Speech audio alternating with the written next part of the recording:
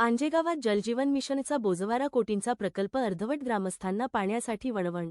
हिंगोली जिल्ह्यातील आंजेगाव येथे शासनाच्या महत्त्वाकांक्षी जलजीवन मिशन अंतर्गत आजेगाव तालुका सेनगाव येथे मंजूर करण्यात आलेला कोटी रुपयांचा पाणीपुरवठा प्रकल्प सध्या धूळ खात पडला आहे.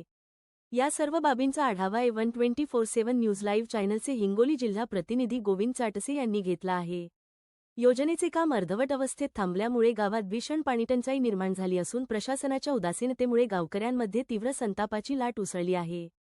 काय आहे नेमकी समस्या? गावातील प्रत्येक कुटुंबाला शुद्ध आणि नियमित पाणी मिळावे या उद्देशाने हा प्रकल्प मोठ्या थाटात सुरू करण्यात आला होता. सुरुवातीला कामाची गती समाधानकारक होती, मात्र गेल्या काही महिन्यांपासून हे काम अचानक रेंगाळले आहे. अनेक ठिकाणी पाईपलाईन टाकण्याचे काम अपूर्ण आहे, तर काही ठिकाणी खोदकाम करून तसेच सोडण्यात आले आहे. यामुळे योजनेचा मूळ उद्देशच हरवला असल्याचे चित्र दिसत आहे.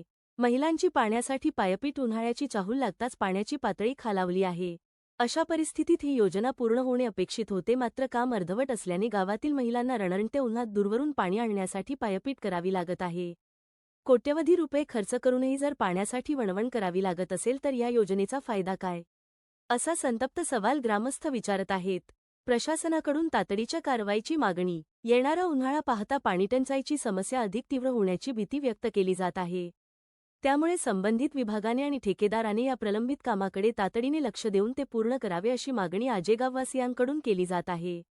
जर लवकरात लवकर पाणीपुरवठा सुरळीत झाला नाही तर आंदोलनाचा पवित्रा घेण्याचे संकेतही गावकऱ्यांनी दिले आहेत.